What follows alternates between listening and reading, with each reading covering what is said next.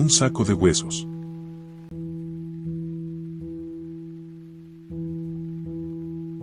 Capítulo 5.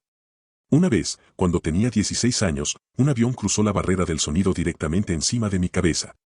Yo paseaba por el bosque. Tal vez pensando en una historia que quería escribir o en lo maravilloso que sería que Dorian Fournier se ablandara por fin un viernes por la noche y me dejara quitarle las bragas mientras estábamos en el auto aparcado en Cushman Road. En cualquier caso, mi mente estaba a miles de kilómetros de allí y el rugido del avión me pilló por sorpresa. Me arrojé al suelo cubierto de hojas, con las manos sobre la cabeza y el corazón desbocado, convencido de que iba a morir, y todavía virgen. Ese había sido el único episodio en mis 40 años de vida en el que había sentido tanto terror como en los sueños de la serie de Manderley.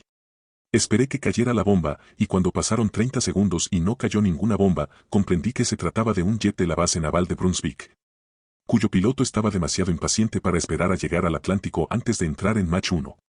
Mierda, ¿cómo iba a adivinar que pudieran hacer tanto ruido? Me levanté despacio, y mientras mi corazón recuperaba el ritmo normal me percaté de que no había sido el único que se había asustado por el súbito tronido en el cielo. Que yo recordara, era la primera vez que en el pequeño bosque situado detrás de nuestra casa de Prouds Neck reinaba un silencio absoluto. Permanecí de pie bajo un haz de luz moteado de polvo, con trocitos de hojas secas adheridos a la camiseta y los jeans, y aguzé el oído con la respiración contenida. Nunca había percibido un silencio igual.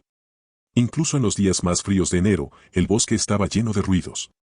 Finalmente oí el canto de un pinzón. Después de 2 o 3 segundos de silencio, le respondió un grajo. 2 o 3 segundos más y una corneja se sumó al coro. Un pájaro carpintero comenzó a martillar un tronco en busca de gusanos. Una ardilla correteó entre los arbustos a mi izquierda. Un minuto después de que me hubiera puesto en pie, el bosque resucitó y yo seguí mi camino. Sin embargo, nunca olvidé aquel rugido inesperado ni el silencio que le siguió. Después de la pesadilla, recordé aquel día de junio, y no es extraño que lo hiciera. Las cosas habían cambiado, o podían cambiar, pero antes llega el silencio durante el cual nos aseguramos de que estamos ilesos y de que el peligro, si es que lo hubo, ha cesado. Durante la mayor parte de la semana siguiente, Derry quedó paralizada. El hielo y los vientos causaron destrozos durante la tormenta, y un súbito descenso de 10 grados en la temperatura hizo que la nieve se congelara y que tardaran más en retirarla. Además, después de una tormenta de marzo, siempre reina un ambiente severo y ominoso. Tenemos tormentas como esta todos los años, y si no hay suerte 2 o 3 más en abril, pero nunca estamos preparados. Cada vez que nos azota, lo tomamos como una afrenta personal. Al final de esa semana, el tiempo comenzó a mejorar. Aproveché la ocasión para salir a tomar un café y comer una pasta en un pequeño restaurante a 3 puertas de distancia de la farmacia donde Joanna hizo su última compra. Estaba bebiendo, masticando y haciendo el crucigrama del periódico cuando alguien preguntó: ¿Puedo compartir su mesa, señor Noonan? El restaurante está lleno. Alcé la vista y vi a un viejo que conocía pero no acababa de identificar. Ralph Roberts, dijo. Soy voluntario de la Cruz Roja. Igual que mi esposa, Lois. Ah, sí, claro. Yo dono sangre a la Cruz Roja aproximadamente una vez cada 6 semanas. Ralph Roberts era uno de los que después nos servían zumo y galletas y nos decían que no nos levantáramos ni hiciéramos ningún movimiento brusco si nos sentíamos mareados. Siéntese, por favor. Mientras se sentaba, miró el periódico, abierto por la sección del crucigrama bajo un círculo de luz. ¿No cree que hacer el crucigrama del Daily News es como eliminar al pitcher en un partido de béisbol? Preguntó. Reí y asentí con la cabeza. Lo hago por la misma razón por la que algunos escalan el Everest, señor Roberts, porque está ahí. Además, cuando uno hace el crucigrama del News, no corre el riesgo de caerse. Llámeme Ralph, por favor. De acuerdo. Y yo soy Mike. Estupendo. Sonrió mostrándome unos dientes torcidos y amarillentos, pero todos suyos. Me gusta llegar a la etapa de los nombres de pila. Es como tener la ocasión de quitarse la corbata. Hemos tenido una buena tormenta, ¿no? Sí, respondí, pero ya hace un tiempo más agradable. El termómetro había dado uno de los ágiles saltos típicos del mes de marzo, pasando de los 3 grados bajo cero de la noche anterior a los 10 sobre cero por la mañana. Y, mejor aún, el sol volvía a calentarnos la cara. Eso era lo que me había animado a salir de casa. Supongo que llegará la primavera. Algunos años se desorienta, pero al final siempre parece encontrar el camino a casa. Bebió un sorbo de café y dejó la taza sobre la mesa. No le he visto por la Cruz Roja últimamente. Estoy en periodo de reciclaje, respondí, pero era mentira. Tendría que haber ido a donar otro medio litro de sangre 2 semanas antes. La tarjeta con la fecha de la cita estaba en la puerta del frigorífico, pero me había olvidado de mirarla. Seguramente iré la semana próxima. Solo lo menciono porque sé que usted es del grupo A y esa sangre siempre resulta útil. Resérveme una camilla. Cuente con ello. ¿Se encuentra bien? Se lo pregunto porque tiene cara de cansado. Si tiene insomnio, créame que nadie lo entenderá mejor que yo. En efecto, Roberts tenía unas bolsas bajo los ojos que le daban aspecto de insomne. Pero por otro lado era un hombre de más de 70 años y nadie llega a esa edad sin demostrarlo. Si vives el tiempo suficiente, la vida se reduce a una colección de surcos en las mejillas y los ojos. Si vives un poco más, acabas teniendo el aspecto de Jake LaMotta después de 15 asaltos de un combate reñido. Abrí la boca para decir lo que siempre digo cuando alguien me pregunta si me encuentro bien, y entonces me pregunté por qué siempre sentía la necesidad de interpretar el agotador papel del hombre de Marlboro. Que a quien intentaba engañar. ¿Qué tenía que pasar si le contaba al tipo que solía darme una galleta en la Cruz Roja después de que la enfermera me quitara la aguja del brazo, que no me sentía estupendamente? ¿Temía que hubiera un terremoto? ¿Fuego e inundaciones? Mierda. No, respondí, no me encuentro muy bien, Ralph. ¿Es la gripe? ¿Hay una epidemia? No. Este año me he salvado de la gripe y duermo bien. Y era verdad, el sueño de Sarah Risa no se había repetido, ni en la versión normal, ni en la ultra fuerte. Creo que simplemente estoy deprimido. Debería tomarse unas vacaciones, sugirió antes de beber otro sorbo de café. Cuando volvió a mirarme, arrugó el entrecejo y dejó la taza sobre la mesa. ¿Algo va mal? No, pensé en responder. Solo que usted es el primer pájaro que rompe el silencio, Ralph. Eso es todo. No, todo va bien, respondí y luego, quizá porque quería averiguar qué sabor tenían aquellas palabras en mi boca, las repetí. Unas vacaciones. Exactamente, dijo él con una sonrisa. La gente lo hace todo el tiempo. ¿La gente lo hace todo el tiempo? Ralph tenía razón, incluso la gente que no puede permitírselo se va de vacaciones cuando está cansada. Cuando está con la mierda hasta el cuello. Cuando el mundo le parece demasiado exigente y agotador. No cabía duda de que yo podía pagarme unas vacaciones y tomarme tiempo libre en el trabajo, ¿qué trabajo? Ja, ja. Y sin embargo necesité que el señor de las galletas de la Cruz Roja me dijera lo que debería haber resultado más que obvio para un tipo como yo, que había pasado por la universidad. Que no había tenido vacaciones desde que Joa y yo habíamos viajado a las Bermudas, el invierno anterior a su muerte. La rueda del molino ya no giraba, pero de todos modos yo había seguido con el cuello atado a ella. Solo el verano siguiente, cuando leí la esquela de Ralph Roberts en el News, lo atropelló un auto, comprendí cuánto le debía. Os aseguro que su consejo fue mejor que cualquier vaso de zumo de naranja que me hubieran dado después de donar sangre. Cuando salí del restaurante, no volví a casa sino que recorrí media ciudad con el periódico bajo el brazo, doblado en la página del crucigrama que había dejado a medias. Caminé hasta que sentí frío a pesar de que la temperatura había subido. No pensaba en nada y al mismo tiempo pensaba en todo. Era una forma peculiar de reflexión, la que siempre practicaba cuando estaba a punto de escribir un libro, y aunque no había pensado de ese modo en varios años. Comencé a hacerlo con facilidad y naturalidad como si aquella capacidad nunca me hubiera abandonado. Es como si un camión se detuviera frente a tu casa y unos tipos comenzaran a bajar bultos al sótano. No se me ocurre una forma mejor de explicarlo. No ves esos objetos porque están cubiertos con mantas, pero tampoco necesitas verlos. Son muebles, todo lo que necesitas para convertir tu casa en un hogar, para que quede exactamente a tu gusto.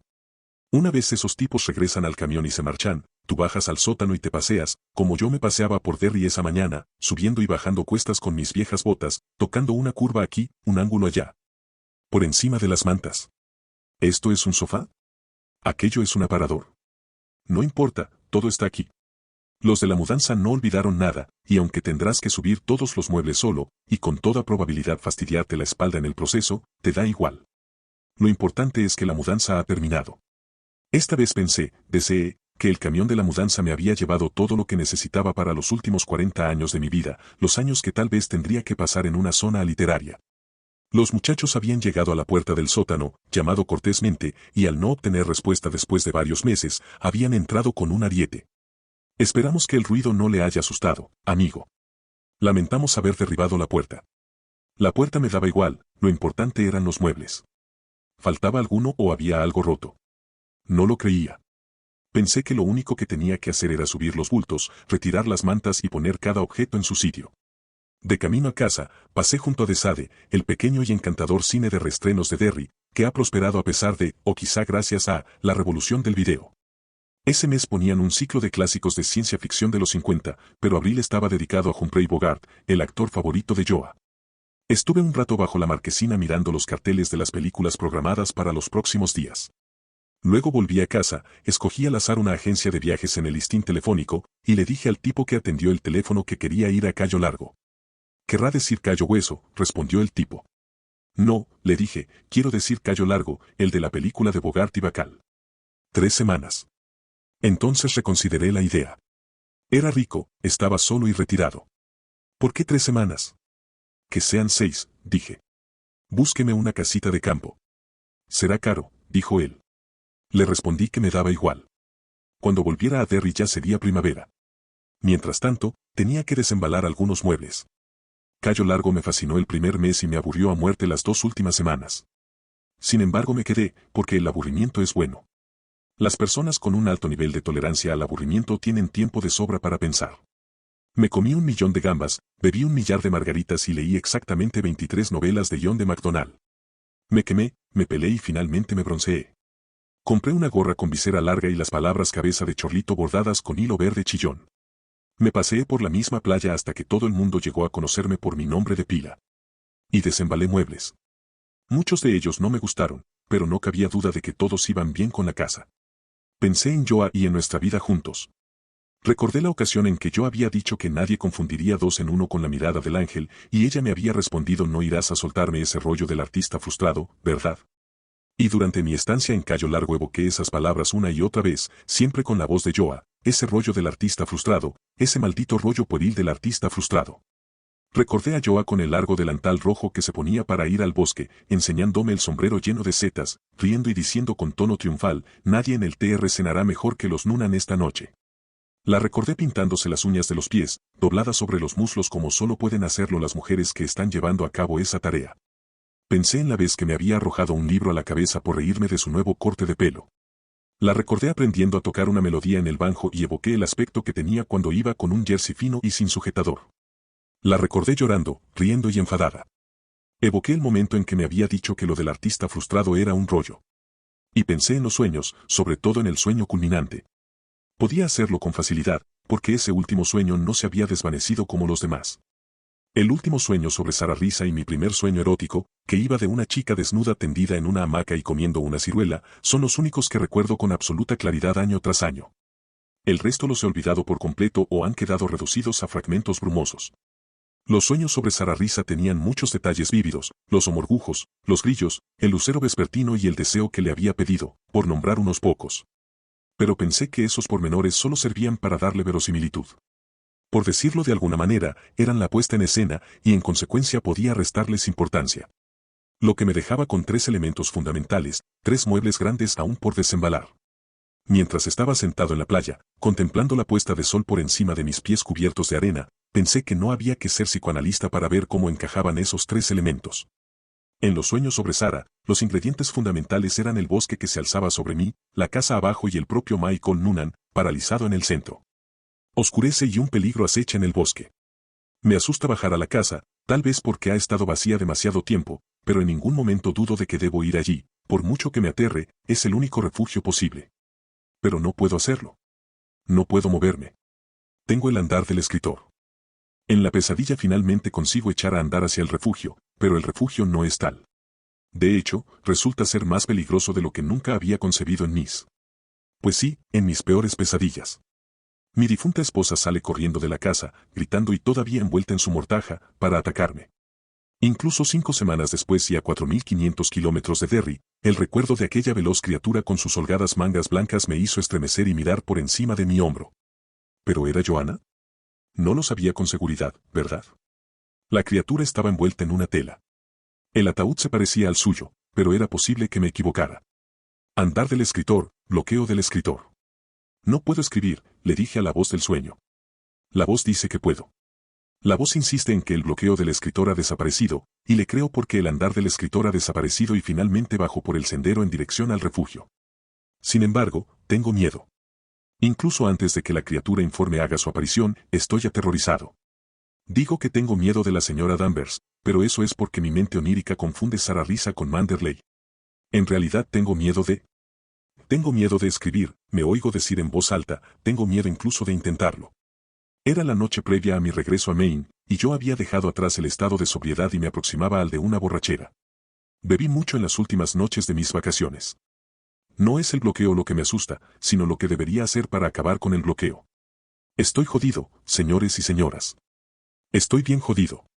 Jodido o no, se me ocurrió una idea que apuntaba directamente al meollo de la cuestión. Tenía miedo de deshacer el bloqueo, de retomar mi vida y seguir adelante sin Joa. Sin embargo, una parte profunda de mi mente creía que debía hacerlo, eso era lo que representaban los ruidos amenazadores en el bosque. Y una creencia hace mucho. Demasiado, quizá, sobre todo si uno es imaginativo. Cuando una persona imaginativa tiene un conflicto mental, la línea que separa lo que es de lo que parece tiende a difuminarse. Criaturas en el bosque, sí señor. Tenía una de ellas en la mano precisamente en ese momento. Levanté la copa hacia el oeste del cielo, de modo que el sol del ocaso pareció arder en el cristal. Estaba bebiendo mucho, y tal vez ese hecho no tuviera importancia en Cayo Largo, maldición, se supone que la gente bebe mucho en vacaciones, es casi una ley. Pero lo cierto es que yo había empezado a beber antes de salir de Derry. La clase de hábito que puede escaparse de las manos en cualquier momento. La que puede traer problemas. Criaturas en el bosque, y el único lugar presumiblemente seguro custodiado por un aterrador espectro que no era mi esposa, sino quizá el recuerdo de mi esposa.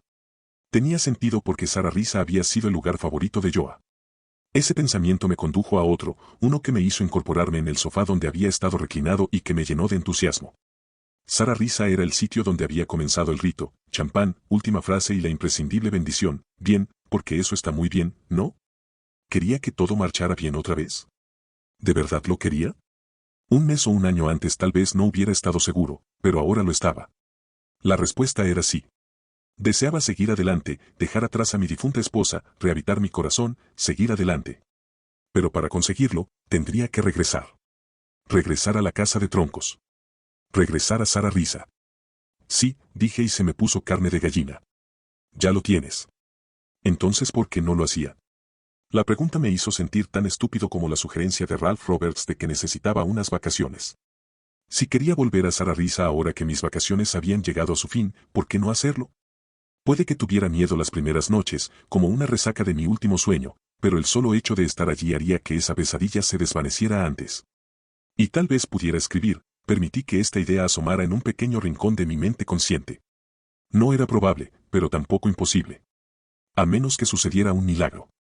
No había pensado en eso el día de Año Nuevo, cuando estaba sentado en el borde de la bañera con un paño húmedo sobre la herida de mi frente. Sí. Salvo que ocurra un milagro.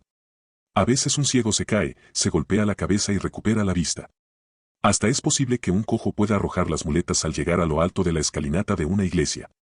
Me quedaban 8 o 9 meses antes de que Harold y Debra comenzaran a acosarme para que les entregara la nueva novela. Decidí pasar esa temporada en Sara Risa. Me llevaría un tiempo dejar las cosas solucionadas en Derry, y Bill Dean tardaría otro tanto en preparar la casa para un residente permanente, pero así y todo podría estar allí el 4 de julio. Decidí que era una buena fecha, no solo porque se celebraba el cumpleaños de nuestro país, sino también porque marcaba el fin de la estación de los virus en el oeste de Maine. El día en que empaqué mis cosas, dejé los libros de John de MacDonald para el siguiente inquilino, afeité la barba de una semana de una cara tan bronceada que ya no parecía la mía y regresé a Maine, ya estaba decidido. Regresaría al sitio que mi inconsciente veía como un refugio donde protegerme de la creciente oscuridad, regresaría a pesar de que mi mente también sugería que allí podía correr ciertos riesgos. No iría a Sara con la expectativa de que fuera otro lunes, pero me permitiría abrigar esa esperanza, y cuando viera por primera vez el lucero vespertino sobre el lago, le pediría un deseo. Solo había una cosa que no cuadraba en mi meticuloso análisis de los sueños con Sara Risa, y puesto que no podía explicarla, procuré no hacerle caso. Sin embargo, no tuve mucha suerte, supongo que todavía me quedaba algo de escritor, y un escritor es un hombre que ha enseñado a su mente a portarse mal. Era el corte en el dorso de mi mano. Ese arañazo había estado allí en todos mis sueños, habría podido jurarlo, y luego había aparecido de verdad. Era imposible encontrar algo semejante en las obras del Dr. Freud, era la clase de fenómeno que uno solo podía contar en la línea directa de los amigos de lo paranormal. Fue una coincidencia, una simple coincidencia, pensé mientras el avión comenzaba a descender. Yo estaba sentado en el asiento A2, lo bueno de viajar en la parte delantera de la cabina es que si el avión se cae, uno es el primero en llegar al lugar del accidente. Contemplando los bosques de pinos mientras nos acercábamos a la pista del Aeropuerto Internacional de Bangor. La nieve había desaparecido. Es una simple coincidencia, me repetí. ¿Cuántas veces te has hecho un corte en las manos en tu vida? Al fin y al cabo las manos están siempre delante, siempre en movimiento, podría decirse que se buscan los arañazos. Todo eso debería haberme sonado convincente, pero por alguna razón no era así. Debería, pero, en fin. Los muchachos del sótano tenían la culpa. Eran ellos los que no acababan de creérselo. Los tipos del sótano no se lo tragaban. En ese momento el 737 tocó tierra con un rugido y arrinconé esos pensamientos. Una tarde, poco después de regresar de las vacaciones, registré los armarios hasta que encontré las cajas de zapatos que contenían viejas fotografías de Joa. Las clasifiqué, y luego me concentré en las del lago Dark Score. Había muchísimas, pero puesto que la fanática de la fotografía era Joanna, ella no aparecía en muchas. Sin embargo encontré una que recordé haber tomado en 1990 o 1991. A veces, incluso el fotógrafo con menos talento puede hacer una buena foto, ya saben, si 700 monos pasaran 700 años tecleando en 700 máquinas de escribir, y esa era buena. En ella Joa estaba en la terraza con el sol rojo y dorado poniéndose a su espalda.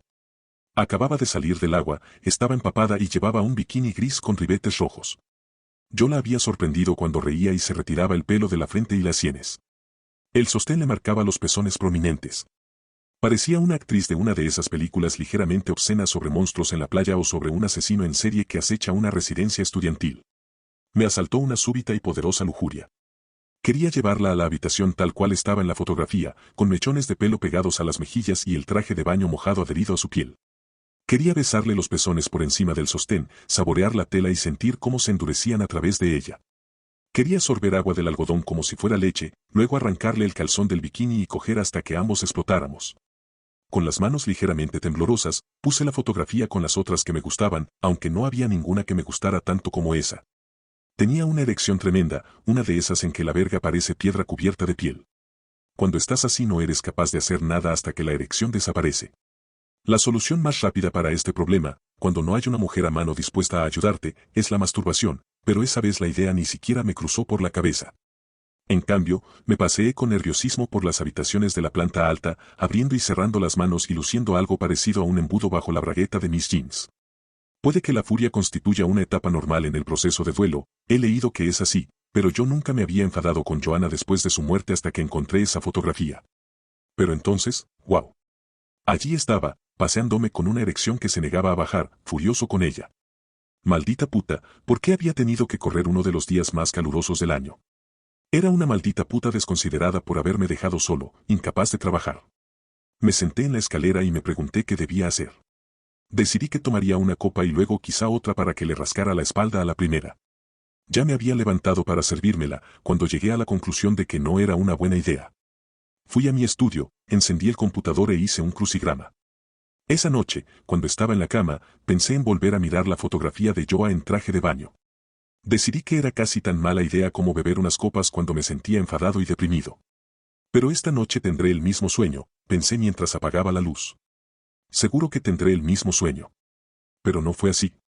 Los sueños con Sara Risa parecían haber llegado a su fin. Después de una semana de reflexión, la idea de pasar por lo menos el verano en el lago me parecía más acertada que nunca. Así que un sábado de mayo a primera hora de la tarde, cuando supuse que cualquier encargado de mantenimiento de Maine que se preciara estaría en casa viendo a los Red Sox, llamé a Bill Dean y le dije que llegaría a la casa del lago alrededor del 4 de julio y que si todo marchaba como esperaba, pasaría el otoño y el invierno allí. Estupendo, respondió él. Es una buena noticia.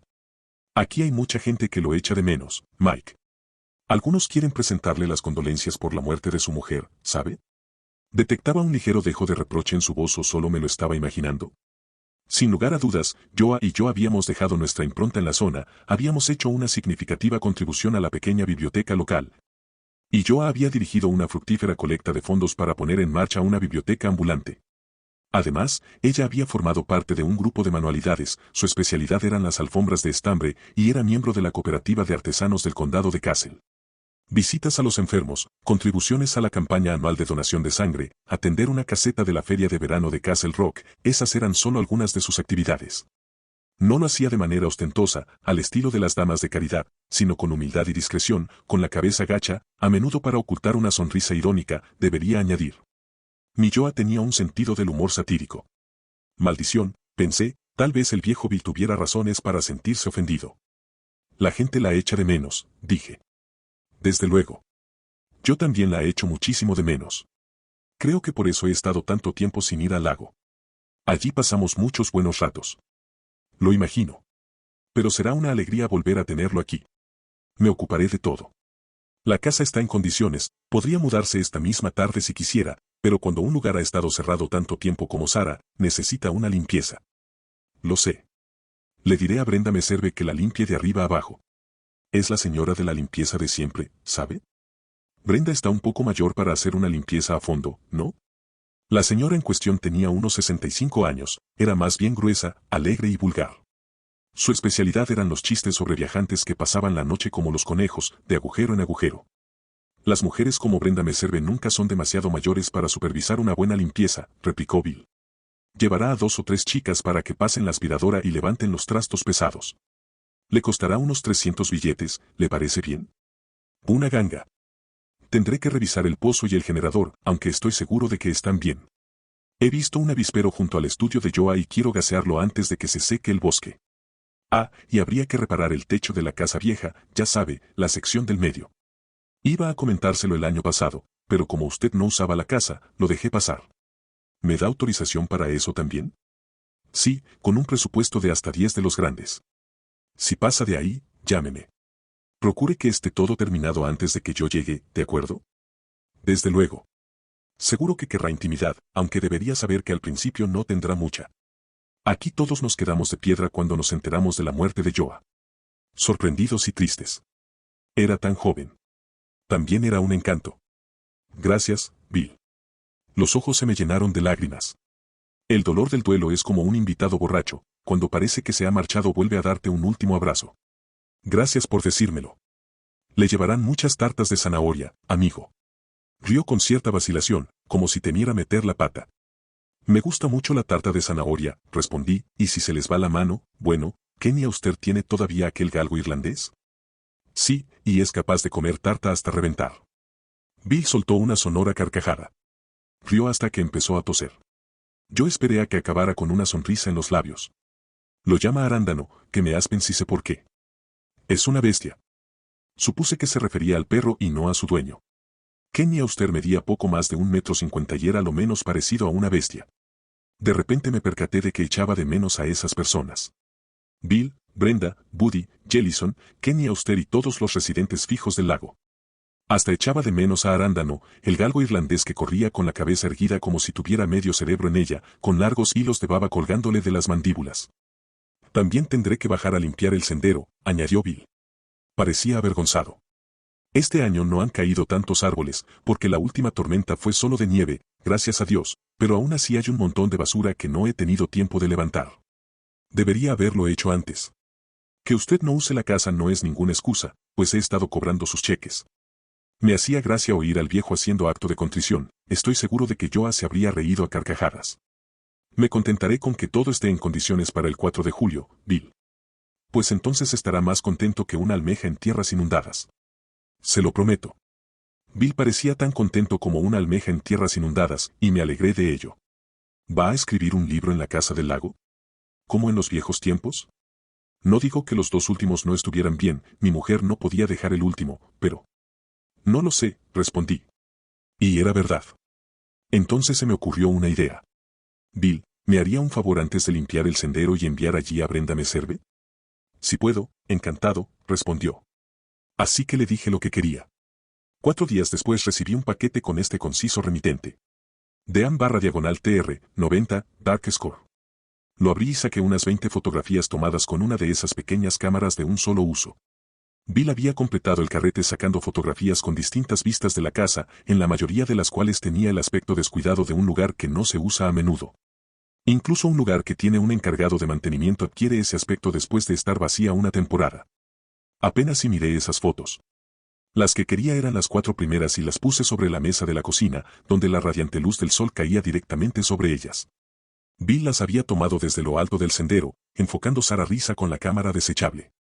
Vi que había crecido musgo no solo en los troncos de la casa principal, sino también en las alas norte y sur. Vi las ramas caídas y la alfombra de agujas de pino en el sendero. Puede que Bill sintiera la tentación de limpiar antes de sacar las fotos, pero no lo había hecho. Yo le había dado instrucciones precisas y Bill me había obedecido. Los arbustos que flanqueaban el sendero habían crecido mucho desde la última vez que Joa y yo habíamos pasado una temporada larga junto al lago, no era exactamente una selva. Pero algunas de las ramas más largas se extendían por encima del camino como los brazos de unos amantes que anhelan tocarse. Pero lo que me llamó la atención en todas ellas fue el porche que estaba al pie del sendero. Las demás semejanzas entre las fotografías y mis sueños de Sara Risa podrían ser coincidencia, u obra de la sorprendentemente práctica imaginación de un escritor. Pero me resultaba tan imposible explicar la presencia de los girasoles que crecían entre las tablas del porche como el arañazo de mi mano. Volví una de las fotos. En el dorso, con una letra abigarrada, Bill había escrito: estos visitantes han llegado muy pronto. Y se han colado en propiedad privada. Volví a darle la vuelta. 3 girasoles entre las tablas del porche. No 2 ni 4, sino 3 girasoles grandes con las caras como reflectores. Exactamente iguales a los de mi sueño. Capítulo 6. El 3 de julio de 1998 puse 2 maletas y mi computador portátil en el portaequipajes de mi Chevrolet, retrocedí por el camino particular de la casa, pero luego me detuve y volví a entrar. Me sentía solo y vacío, como un amante fiel que ha sido abandonado y no entiende por qué. Los muebles no estaban cubiertos con sábanas y yo no había cortado la luz, sabía que el experimento del Gran Lago podía ser un fracaso estrepitoso, pero de todos modos el 14 de Benton Street parecía desierto. Las habitaciones retumbaban, aunque había demasiados muebles para que lo hicieran, y por todas partes los haces de luz del sol parecían llenos de motas de polvo. En mi estudio, el computador cubierto con una funda parecía un verdugo encapuchado. Me arrodillé junto a él y abrí uno de los cajones del escritorio. Dentro había 4 paquetes de folios. Tomé uno, enfilé hacia la puerta con él bajo el brazo, pero luego lo pensé mejor y regresé. Había puesto la provocativa foto de Joa en traje de baño en el cajón ancho del centro. La tomé, rasgué el envoltorio de los folios y deslicé la fotografía entre ellos, como si fuera el señalador de un libro. Si por casualidad empezaba a escribir otra vez y conseguía avanzar, me encontraría con Joanna aproximadamente en la página 255. Salí de la casa, cerré con llave la puerta trasera, me metí en el auto y me marché. Nunca he vuelto allí. Varias veces durante ese mes había sentido la tentación de ir al lago para inspeccionar las obras, que resultaron ser bastante más importantes de lo que Bill Dean había previsto. Lo que me impidió hacerlo fue la sensación, poderosa aunque no expresada conscientemente, de que no debía hacer las cosas de esa manera, de que cuando llegara a Sara, sería para quedarme. Bill había contratado a Kenny Auster para que reparara el techo y al primo de Kenny, Tim y Larry B., para que limpiara la fachada. Bill también envió a un fontanero para que echara un vistazo a las cañerías y, con mi autorización, hizo cambiar algunos caños viejos y la bomba de agua. Bill protestaba por los gastos cuando hablábamos por teléfono, y yo se lo permitía. Cuando un yanqui de 5ª o 6ª generación se queja por cuestiones de dinero, lo mejor que uno puede hacer es callar y dejar que se desahogue. Para un yanqui, gastar dinero es algo casi pecaminoso, como meterse mano en público. Pero a mí los gastos me traían sin cuidado. Llevo una vida frugal, no porque desee acatar un estricto código moral, sino porque mi imaginación, desbordante en otros aspectos, no llega muy lejos cuando pienso en cómo gastar el dinero.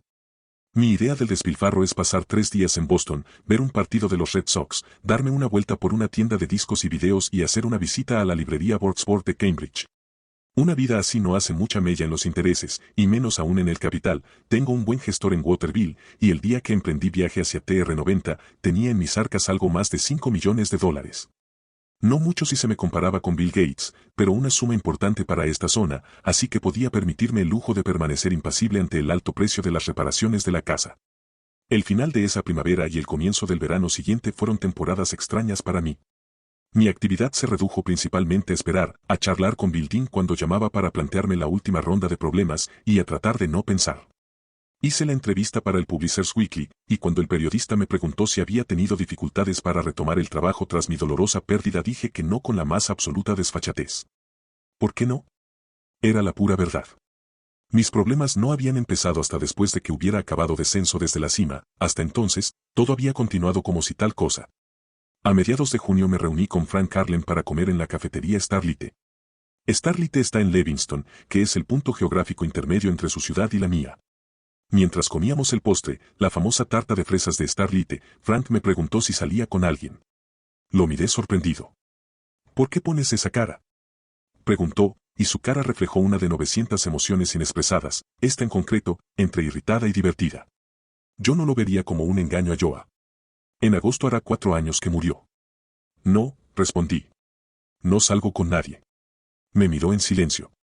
Le sostuve la mirada durante unos instantes y luego comencé a remover con la cucharilla la nata que cubría mi tarta. La masa estaba caliente y la nata se estaba derritiendo. Recordé una vieja canción que hablaba de alguien que había dejado un pastel bajo la lluvia. ¿Has salido con alguien, Mike? No creo que sea asunto tuyo. Ve, vamos. ¿Y en las vacaciones? Saliste. Me obligué a apartar la vista de la nata. No, dije. No salí con nadie. Guardó silencio y supuse que iba a cambiar de tema, cosa que me habría alegrado. Pero volvió al ataque y me preguntó directamente si me había acostado con alguien después de la muerte de Joanna. Sé que habría aceptado una mentira, aunque no acabara de creérsela. Los hombres mienten constantemente cuando hablan de sexo. Sin embargo, le dije la verdad, y con cierto placer perverso. No. ¿Ni una sola vez? Ni una. ¿Y no has ido a una de esas casas de relax? Ya sabes, para que por lo menos te hagan. No. Comenzó a golpear la cucharilla contra el borde del bol del postre, que ni siquiera había probado. Me miraba como si yo fuera una bacteria nueva y extraña. No me gustó, aunque me pareció comprensible. Había estado cerca de lo que en la actualidad llaman una relación en 2 ocasiones, ninguna de ellas en Cayo Largo, donde había observado distraídamente a unas 2000 mujeres guapas que se paseaban prácticamente en cueros. La primera había sido con Kelly, una camarera pelirroja de un restaurante donde solía comer a menudo. Después de un tiempo empezamos a hablar, a contarnos chistes, y luego se inició esa clase especial de contacto visual, ya saben, esas miradas que se prolongan un poco más de la cuenta. Me fijé en sus piernas y en la forma en que el uniforme se le ceñía a las caderas cuando se volvía, y ella se fijó en que yo me había fijado. También me interesé vagamente por una mujer de Nuyu, el gimnasio donde iba a ponerme en forma. Una mujer alta que casi siempre llevaba un top de gimnasia rosa y unos pantalones de ciclista negros. Era guapa. Además, me gustaba lo que leía mientras pedaleaba en la bicicleta estática, no Mademoiselle o Cosmopolitan, sino libros de John Irving o Ellen Gilchrist. Me cae bien la gente que lee libros, y no solo porque yo solía escribirlos. Los lectores de libros están tan dispuestos como cualquiera a iniciar una conversación con el tema del tiempo, pero son capaces de pasar de ahí. La rubia del top rosa y los pantalones de ciclista se llamaba Adria Bundy. Empezamos a hablar de libros mientras pedaleábamos lado a lado y llegó un momento en que empecé a ayudarle un par de veces a la semana en la sala de pesas. Cuando le sostienes las pesas a otro se crea cierta intimidad. Supongo que la posición supina del que levanta las pesas tiene algo que ver, sobre todo si se trata de una mujer, pero lo más importante es que el otro depende de ti. Aunque rara vez se llega a esos extremos, la persona que levanta las pesas confía su vida al que la observa y la ayuda. Y en algún momento del invierno de 1996, comenzamos a cambiar esas miradas especiales, las que se prolongan algo más de la cuenta, mientras ella estaba tendida en el banco y yo de pie a su lado. Kelly tenía unos 30 años y Adria quizá algunos menos. Kelly era divorciada y Adria soltera. En ninguno de los dos casos me habría metido en territorio ajeno y creo que las dos hubieran estado dispuestas a vivir una aventura de una noche conmigo. Sin embargo, lo que hice finalmente fue buscar otro restaurante donde comer, y cuando la Asociación de Hombres Cristianos me envió un bono para que probara gratuitamente su gimnasio, aproveché la oferta y nunca regresé a Nuyu. Recuerdo que me crucé con Adria Bundy unos 6 meses después del cambio, y aunque la saludé, traté de eludir su mirada ligeramente sorprendida y ofendida. Desde un punto de vista puramente físico, las deseaba a las dos. De hecho, tuve un sueño en que me acostaba con las dos a la vez, en la misma cama, pero al mismo tiempo no deseaba a ninguna. Supongo que esta actitud se debía principalmente a mi incapacidad para escribir. Mi vida ya estaba bastante jodida, gracias, no necesitaba más complicaciones. Pero por otro lado querría ahorrarme el trabajo de averiguar si la mujer que me devolvía las miradas estaba interesada en mí o en mi cuenta bancaria. ¿Y qué hay de los amigos?, preguntó Frank, que por fin había empezado a comer su tarta de fresa. ¿Tienes amigos, no? Sí, respondí, muchos amigos. Era mentira, pero tenía muchos crucigramas que hacer, muchos libros que leer y muchas películas de video que ver por las noches. Era capaz de recitar de memoria la advertencia sobre la prohibición de hacer copias ilegales que emitían al principio. Mi relación con seres de carne y hueso se reducía a la que mantenía con mi médico y mi dentista. Y prácticamente las únicas cartas que escribí ese mes de junio fueron tarjetas anunciando mi cambio de domicilio a revistas como Harper o National Geographic. Pareces una madre judía, Frank, observé. Es que cuando estoy contigo a veces me siento como una madre judía, replicó. Pero una que cree en las propiedades terapéuticas de las patatas asadas en lugar de en las del pan ácimo. Hacía tiempo que no tenías tan buen aspecto. Creo que finalmente has engordado un poco. Demasiado. Tonterías, cuando viniste a casa por Navidad, parecías Ichabod Crane. Además, tienes la cara y los brazos bronceados. Últimamente camino mucho. Tienes mejor aspecto, pero cada vez que te veo me preocupo por la expresión que veo en tus ojos.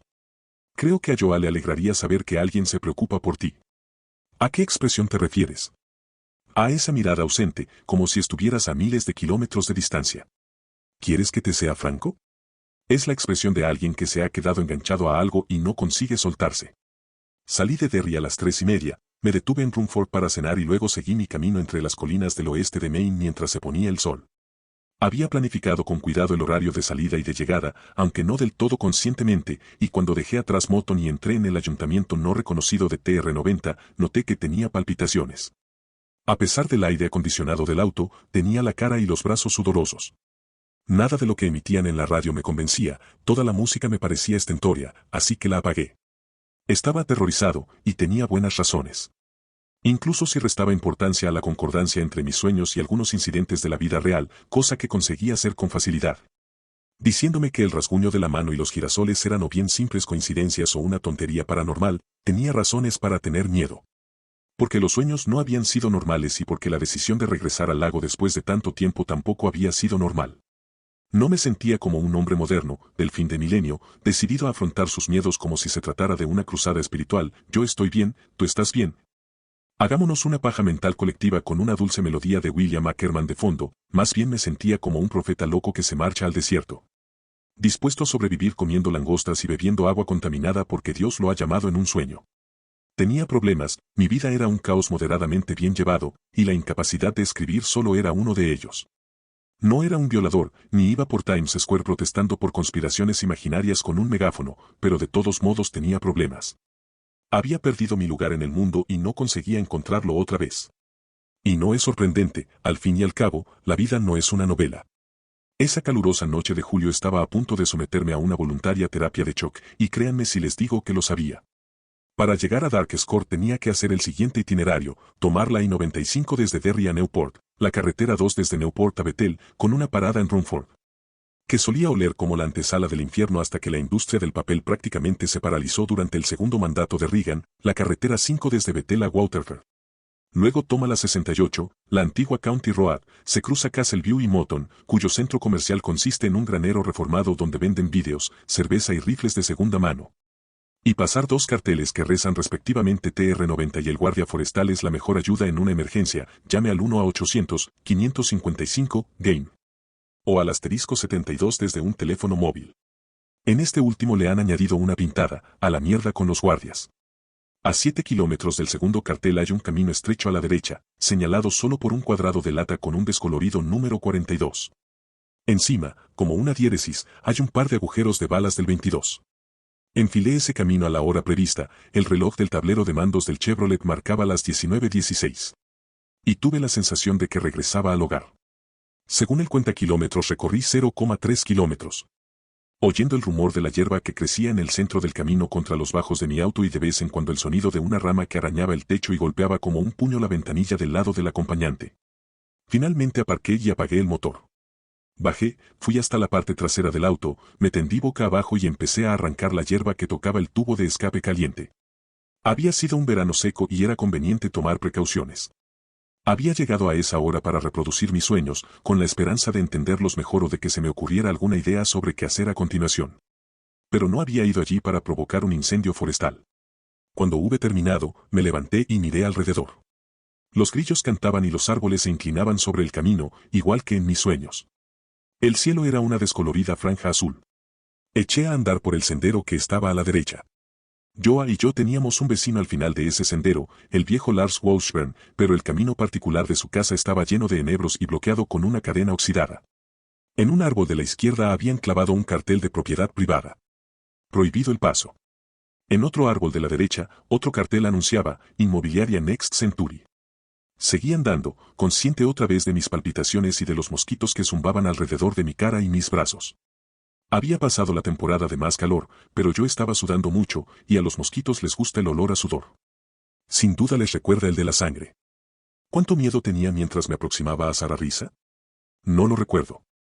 Supongo que el miedo, igual que el dolor, se desvanece de la mente una vez que ha pasado.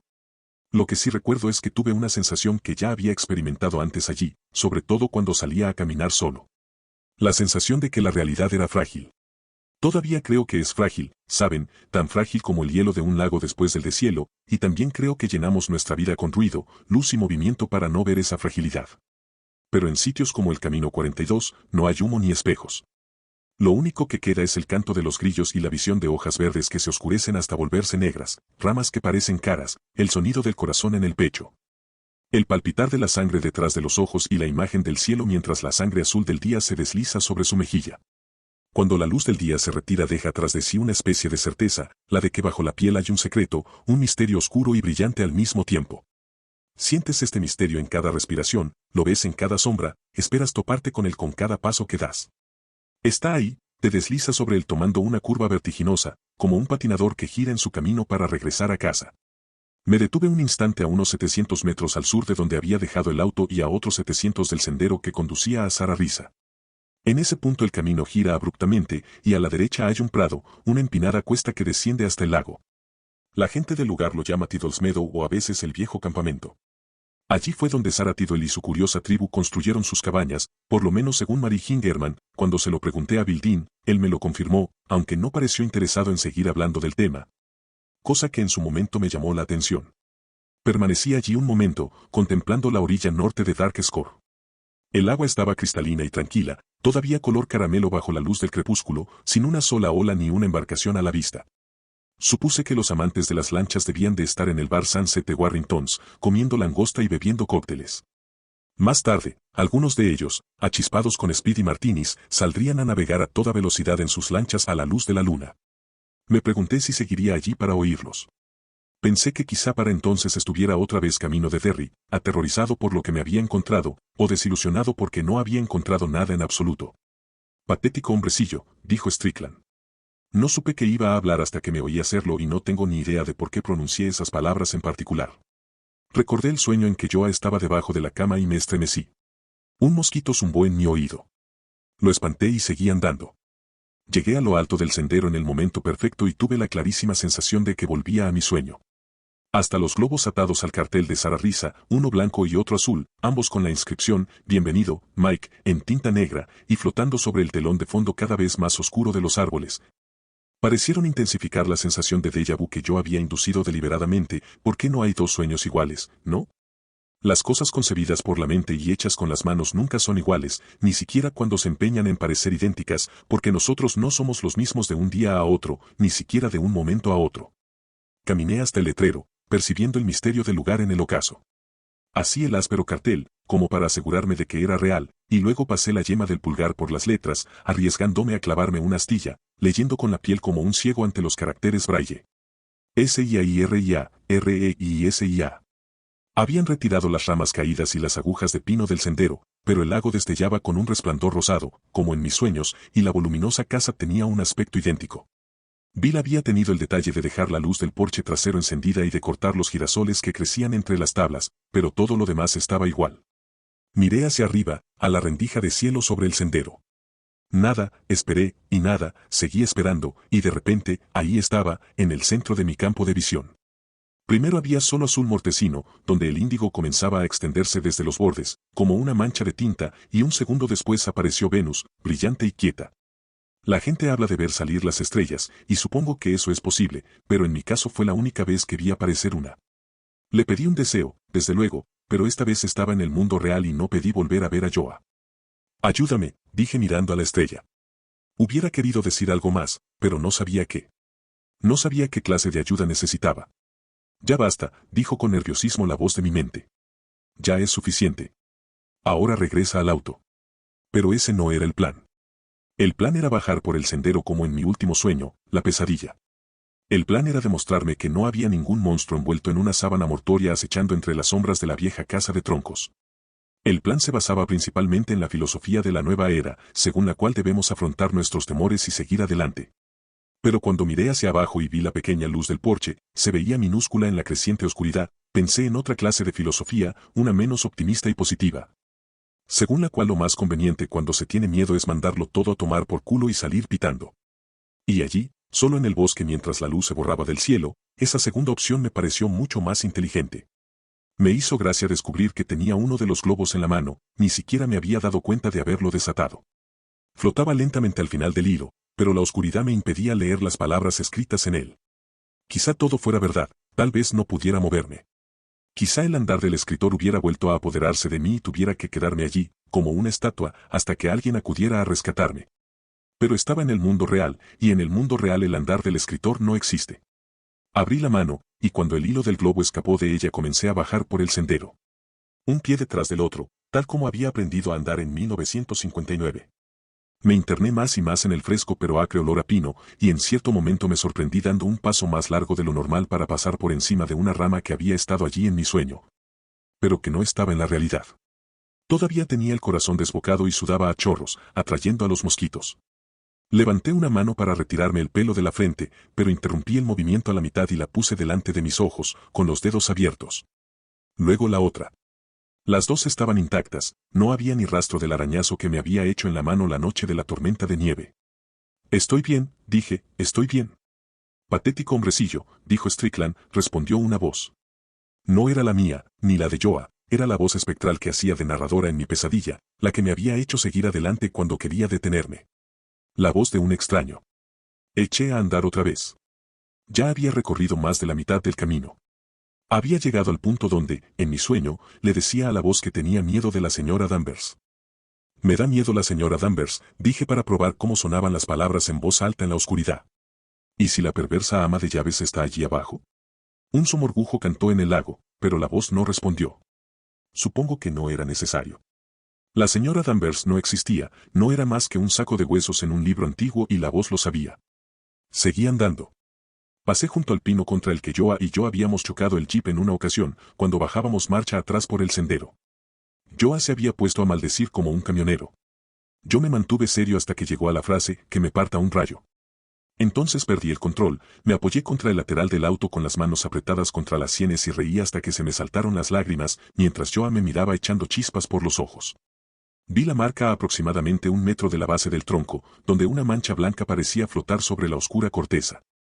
En mi último sueño aquel era el momento en que la inquietud degeneraba en algo mucho peor. Incluso antes de que la criatura envuelta saliera corriendo de la casa, yo había presentido que algo iba mal, había tenido la sensación de que la propia casa se había vuelto loca. Había sido en ese punto, después de pasar junto al pino con la vieja marca, cuando había sentido la necesidad de huir. Ahora no me sentía igual. Tenía miedo, sí, pero no estaba aterrorizado. Para empezar, detrás de mí no había nadie, ninguna respiración.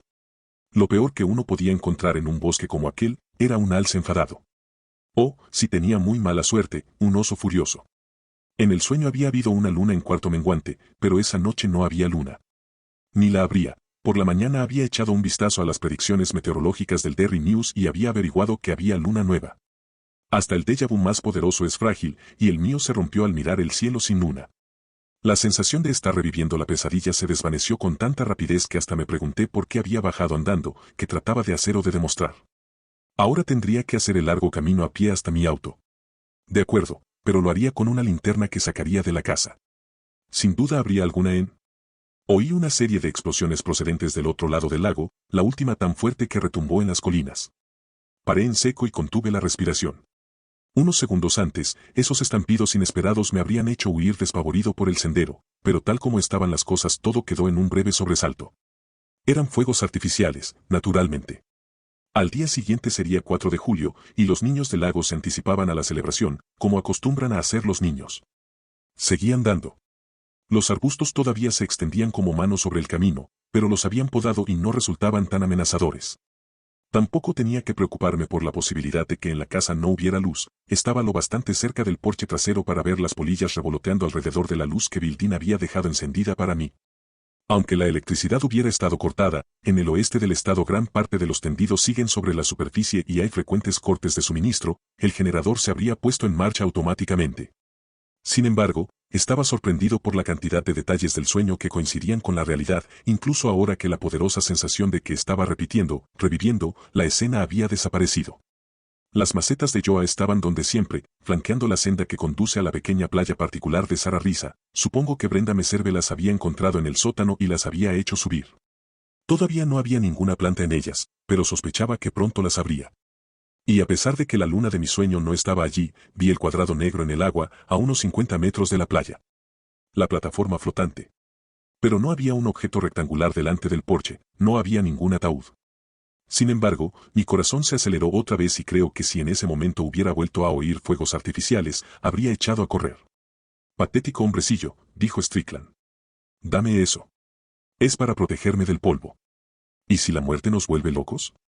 ¿Y si sobrevivimos a ella, pero nos vuelve locos? ¿Qué pasa entonces? Había llegado al punto donde, en mi pesadilla, la puerta se abría y la figura blanca salía corriendo con los brazos levantados. Di otro paso y me detuve, mi respiración producía un sonido ronco porque inspiraba por la boca y luego el aire pasaba sobre mi lengua seca. Ya tenía la impresión de haber vivido ese momento antes, pero por un instante pensé que la figura iba a aparecer allí, en el mundo real, en tiempo real. Esperé con las manos sudorosas cerradas en puños. Otra inspiración seca y esta vez contuve el aire. El suave chapoteo del agua bañando la playa. Una brisa que acariciaba mi cara y agitaba los arbustos. Un somorgujo cantó en el lago, las polillas chocaban contra la bombilla del porche. Ningún monstruo envuelto abrió la puerta, y a través de los ventanales situados a la izquierda y la derecha de la puerta no vi que se moviera nada, ni blanco ni de ningún otro color. Encima del pomo de la puerta había una nota, seguramente de Bill y eso era todo. Solté el aire y recorrí el resto del sendero hasta Sarah Risa. En efecto, la nota era de Bill Dean. Decía que Brenda había hecho algunas compras por mí, el recibo del súper estaba en la mesa de la cocina y encontraría la despensa bien surtida de latas. Había sido más cauta con los alimentos perecederos, pero de todos modos en el frigorífico había leche, mantequilla y hamburguesas, ese pilar de la cocina del soltero. Le veré el lunes. Hubiera querido recibirlo personalmente, pero mi mujer dice que nos toca tomarnos un día libre, así que nos vamos a pasar el 4 de julio a Virginia, qué calor. Con su hermana. Si necesita algo o tiene algún problema. Me había apuntado el número de teléfono de su cuñada de Virginia y el de Butch Wiggins, en el pueblo que los lugareños llaman simplemente el TR, como cuando dicen. Mi madre y yo nos cansamos de Betel y llevamos la caravana hasta el TR. Había más números, el del fontanero, el del electricista, el de Brenda Meserve y hasta el del técnico de televisión de Harrison que había movido la parabólica para mejorar la recepción. Bill no había dejado ningún cabo suelto. Di la vuelta al papel, esperando encontrar una postdata como Mike, si estalla la Tercera Guerra Mundial antes de que Yvette y yo regresemos de Virginia. Algo se movió a mi espalda. Giré en redondo y la nota cayó al suelo. Tembló sobre las tablas del porche como si fuera una versión más grande y blanca de las mariposas nocturnas que chocaban contra la bombilla. Estaba seguro de que en ese momento vería a la criatura de la sábana blanca, un espectro loco dentro del cuerpo putrefacto de mi mujer. Dame eso, es para protegerme del polvo. ¿Cómo te atreves a venir aquí a perturbar mi sueño? ¿Cómo te atreves a regresar a Manderley? ¿Y ahora que estás aquí crees que conseguirás escapar? En el misterio contigo, estúpido hombrecillo, en el misterio contigo. Allí no había nada. Solo había sido la brisa, sacudiendo ligeramente los arbustos, pero esta vez no había sentido la brisa en mi piel sudorosa. Tiene que haber sido el viento, dije. Aquí no hay nada. El sonido de tu propia voz cuando estás solo puede resultar aterrador o reconfortante. En esa ocasión resultó reconfortante. Me agaché, levanté la carta de Bill y la guardé en el bolsillo trasero del pantalón. Después saqué el llavero. Bajo la luz del porche y las desproporcionadas y vertiginosas sombras de las mariposas nocturnas, separé las llaves hasta que encontré la que quería.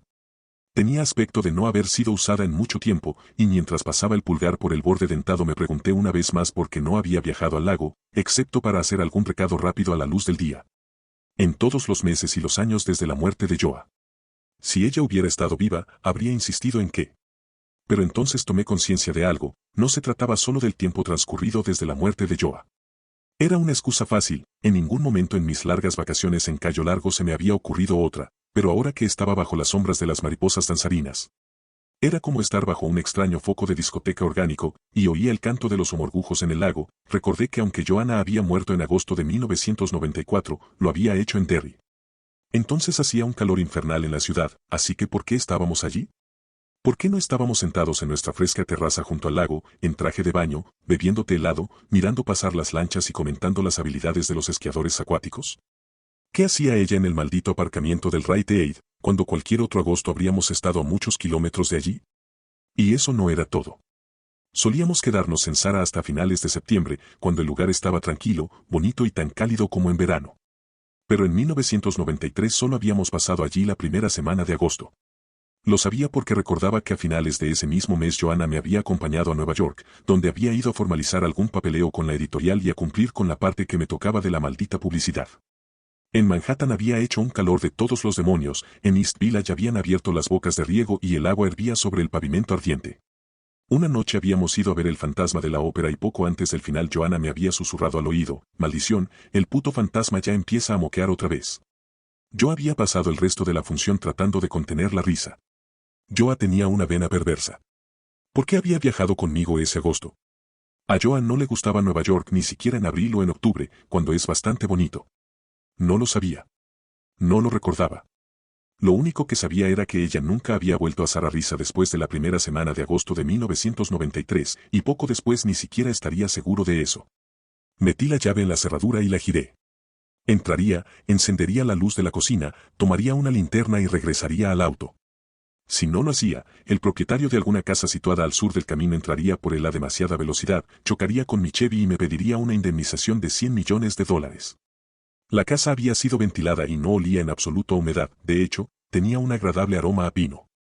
Busqué a tientas el interruptor de la luz, pero en ese momento, en algún lugar de la oscura casa, un niño empezó a llorar. Mi mano se quedó paralizada donde estaba y mi piel se heló. No estaba exactamente aterrorizado, pero era incapaz de pensar con lógica. Era un llanto, el llanto de un niño, y yo no tenía ni idea de dónde procedía. Luego empezó a desvanecerse. No es que bajara de volumen, sino que comenzó a desvanecerse, como si alguien hubiera tomado al niño en brazos y lo paseara por un pasillo larguísimo, aunque en Sararisa no había ningún pasillo semejante.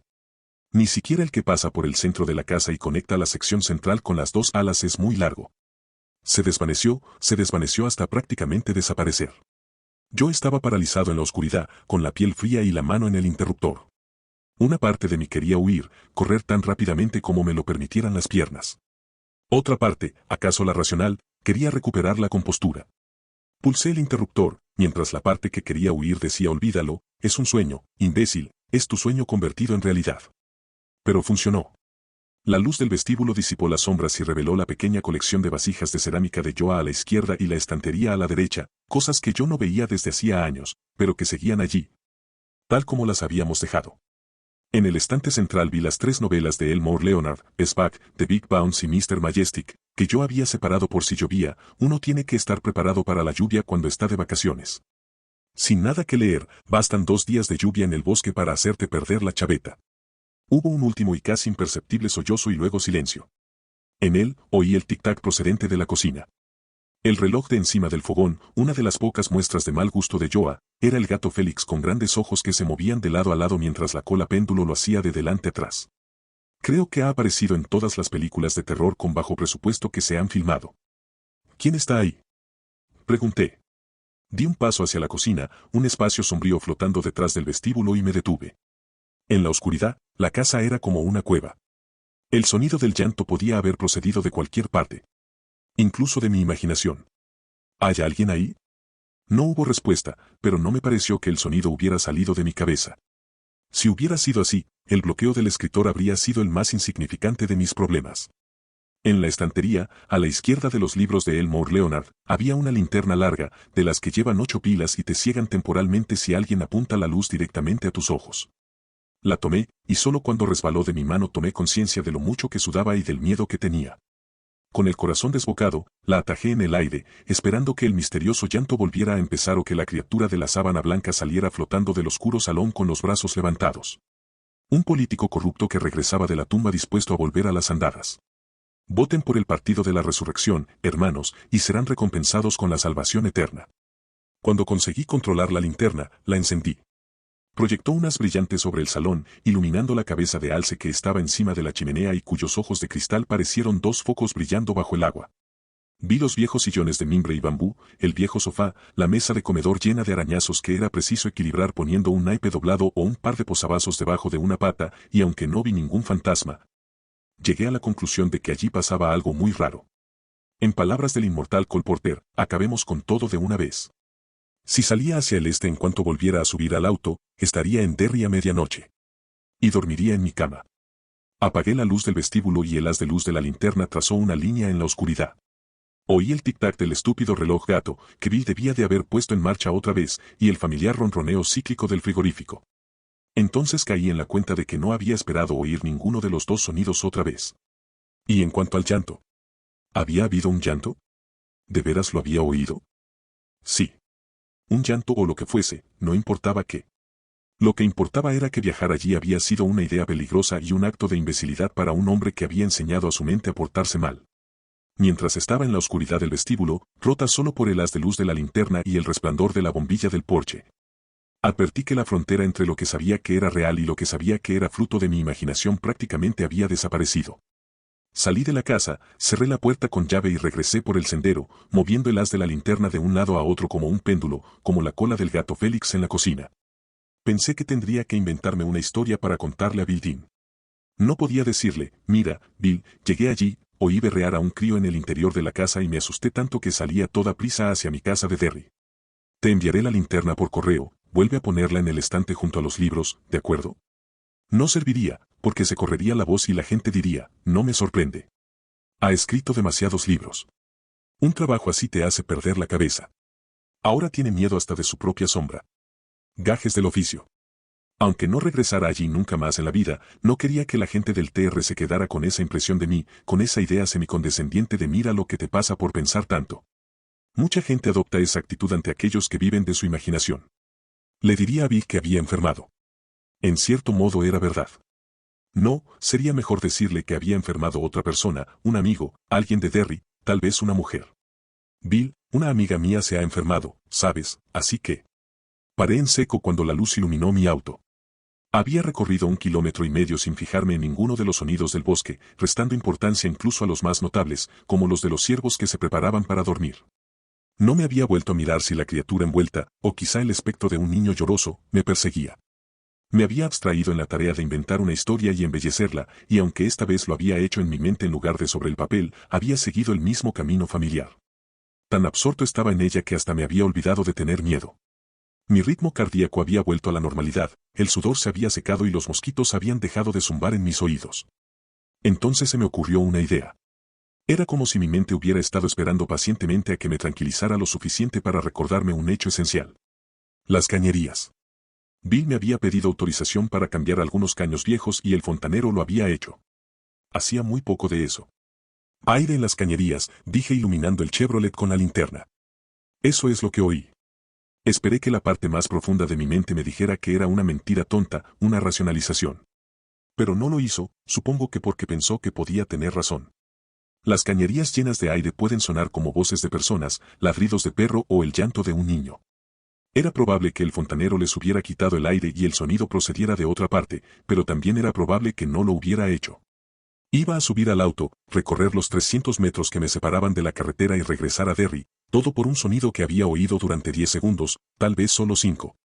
¿Y mientras me encontraba en un estado de nerviosismo y agitación? Decidí que la respuesta era no. Hacía falta algo más para obligarme a volver, acaso una risa como la de los personajes de cuentos de la cripta. Sobre todo cuando el regreso a Sarah Risa podía significar tanto para mí.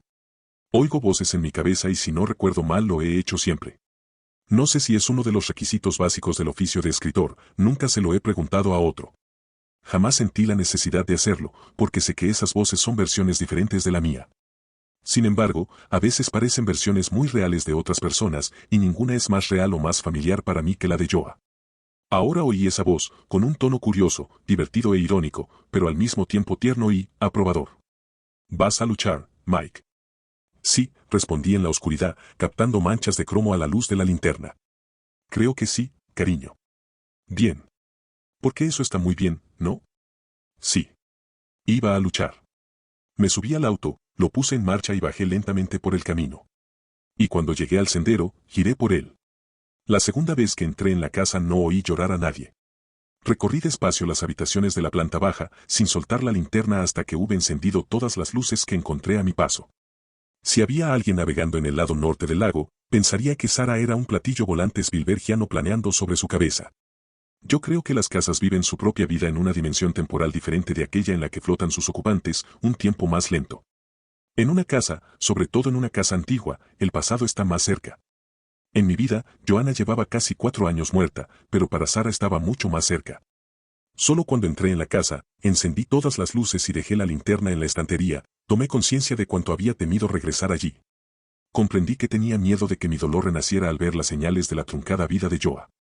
Un libro con la punta de una página doblada sobre la mesa que estaba junto al sofá donde a Joa le gustaba tenderse en camisón para leer y comer ciruelas, la caja de los copos de avena Quaker, que era lo único que tomaba para desayunar, en un estante de la despensa, su vieja bata verde colgada detrás de la puerta del baño del ala sur, que Bildín todavía llamaba el ala nueva, aunque había sido construida mucho antes de que llegáramos a Sara Risa.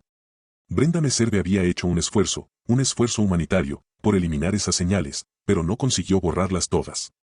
Los libros de Peter Wimsey todavía ocupaban un sitio privilegiado en el centro de la estantería del salón. Joa había bautizado a la cabeza del alce que estaba sobre la chimenea con el nombre de Bante, y una vez, sin razón aparente, desde luego parecía un accesorio muy impropio de Bante, había colgado una campanilla del peludo cuello del alce.